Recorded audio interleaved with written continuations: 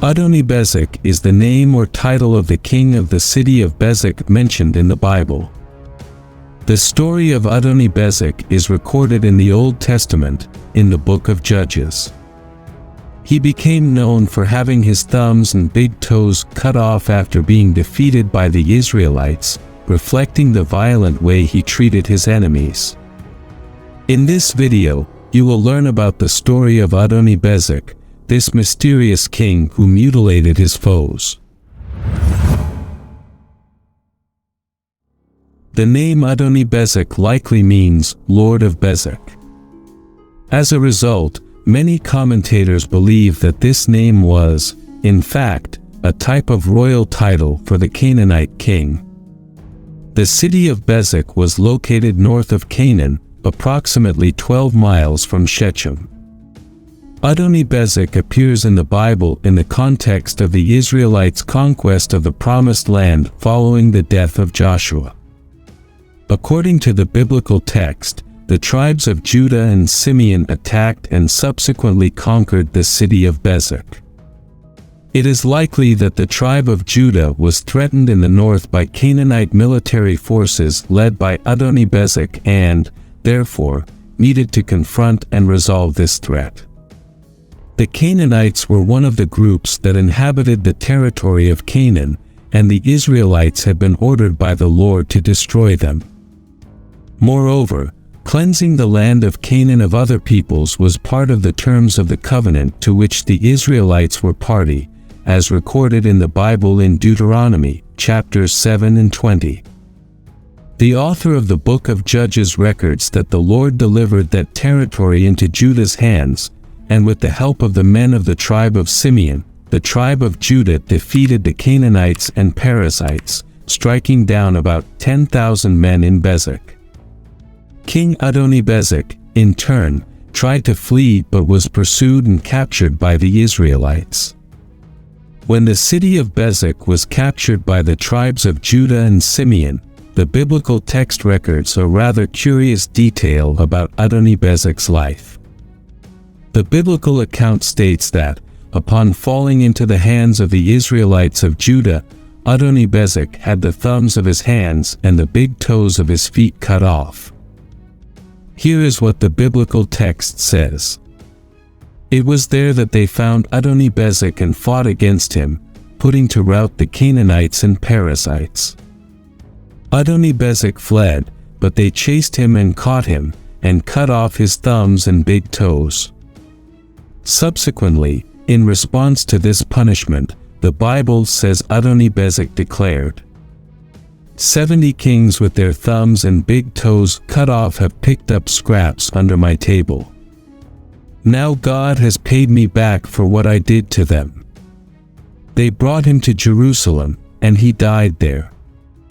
This means that the punishment imposed on Adoni-Bezek by the Israelites of Judah was not random. In fact, this was the punishment that Adoni-Bezek usually inflicted on his enemies. According to his own statement, he had also cut off the thumbs and big toes of 70 other kings before this. Surprisingly, Adoni-Bezek also recognized what happened to him as an act of retributive justice by God. But a question arises here. Why did Adoni-Bezek cut off the thumbs and big toes of other kings? Most biblical interpreters agree that this practice of Adoni-Bezek was an act of sovereignty, meant to render his vassal kings unable to fight. With their thumbs and big toes mutilated, these kings could no longer wield a weapon properly, nor maintain balance and agility in combat. Later, the Bible states that after being captured by the Israelites, King Adoni-Bezek was taken to the city of Jerusalem, where he eventually died. Beyond this, the biblical text provides no further information about the history of Adoni-Bezek. Some commentators suggest that perhaps the king of Bezek died due to complications from his mutilations, but there is no evidence of this. Some people also find it strange that King Adoni-Bezek was taken to Jerusalem after being captured, as the city was only occupied by the Israelites later in King David's time. However, there is no issue with this. The author of the book of Judges makes it clear that at that time, the city of Jerusalem was attacked by the Israelites, but its Jebusite inhabitants were not expelled at that time by the tribe of Benjamin. Regarding this, the biblical text says, "The Benjamites, however, did not drive out the Jebusites, who were living in Jerusalem. To this day the Jebusites live there with the Benjamites." So, it is possible that Jerusalem later returned to Jebusite control, perhaps due to a failure in the occupation process by the Israelites. Eventually, the city was recaptured by King David. As for Adoni-Bezek and the city of Jerusalem, it is important to know that this Canaanite king should never be confused with Adoni-Zedek, the king of Jerusalem who orchestrated a coalition of Amorite kings to fight against Gibeon in the face of the advancing Israelites under Joshua's leadership.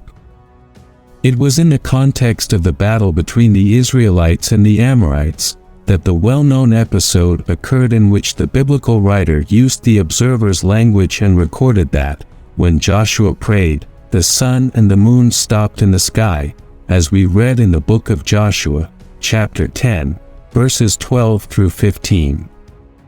On that occasion, King Adoni-Zedek of Jerusalem was killed by Joshua along with the kings of Hebron, Jarmuth, Lachish, and Eglon. This is clear in the book of Joshua, chapter 10, verses 16 through 27. Therefore, King Adoni-Zedek of Jerusalem lived before King Adoni-Bezek, who was taken to Jerusalem after being defeated by the Israelites. In other words, Adoni-Bezek and Adoni-Zedek were different kings and should not be confused. Tell us in the comments if you were already familiar with the story of Adoni-Zedek in the Bible.